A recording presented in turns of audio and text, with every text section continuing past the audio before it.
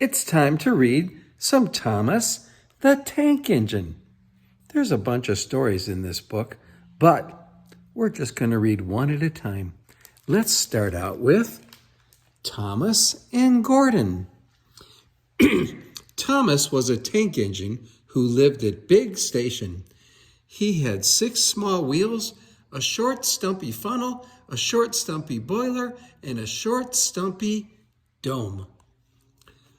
He was a fussy little engine, always pulling coaches about. He pulled them to the station to get ready for the big engines to take out on long journeys. And when trains came in and the people had got out, he would pull the empty coaches away so that the big engines could go and rest. He was a cheeky little engine, too. He thought no engine worked as hard as he did, so he used to play tricks on them. He liked best of all to come quietly beside a big engine, dozing on a siding and make him jump. Beep, beep, beep, beep, beep, beep. Wake up, lazy bones, he would whistle. Why don't you work hard like me? Then he would laugh rudely and run away to find some more coaches. One day, Gordon was resting on a siding. He was very tired. The big express he always pulled had been late, and he had to run as fast as he could to make up for lost time. He was just going to sleep when Thomas came up in his cheeky way. Wake up, lazy-boned, he whistled. Do some hard work for a change. You can't catch me. And he ran off laughing. Instead of going to sleep again, Gordon thought how he could get Thomas back. One morning, Thomas wouldn't wake up. His driver and fireman couldn't make him start. His fire went out and there was not enough steam. It was nearly time for the express. The people were waiting, but the coaches weren't ready.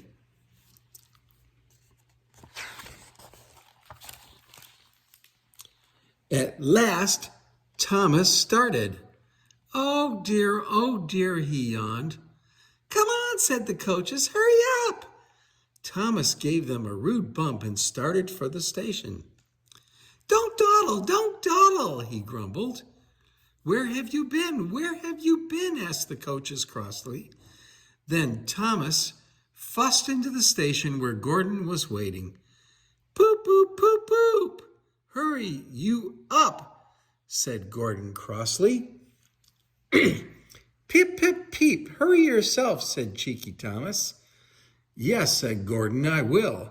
And almost before the coaches had stopped moving, Gordon came out of his siding and was coupled to the train. Boop, boop, he whistled. Get in quickly, please. So the people got in quickly, the signal went down, the clock struck the hour, and the guard waved the green flag, and Gordon was ready to start. Thomas usually pushed behind the big trains to help them start, but he was always uncoupled first so that when the train was running nicely, he could stop and go back. This time he was late, and Gordon started so quickly that they forgot to uncouple Thomas. Uh-oh. Beep, boop, said Gordon.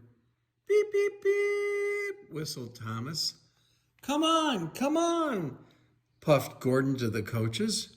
Pull harder, puffed Thomas to Gordon. The heavy train slowly began to move out of the station. The train went faster and faster, too fast for Thomas. He wanted to stop, but he couldn't.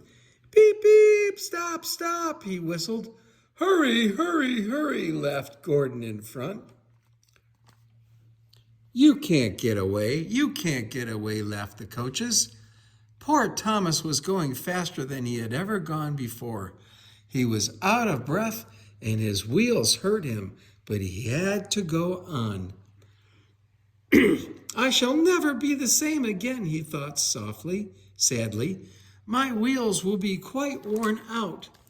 At last they stepped onto the station. Everyone laughed to see Thomas and puffing and puffing behind. They uncoupled him, put him on a turntable, and then run on a siding out of the way. Well, little Thomas, chuckled Gordon as he passed, now you know what it is to work hard, don't you? Poor Thomas couldn't answer. He had no breath. He just puffed slowly away to rest and had a long, long drink. He went home very slowly, and he was careful afterwards never to be cheeky to Gordon again. Ha ha! Thomas was being smart, and he told everybody to hurry up and quit being lazy.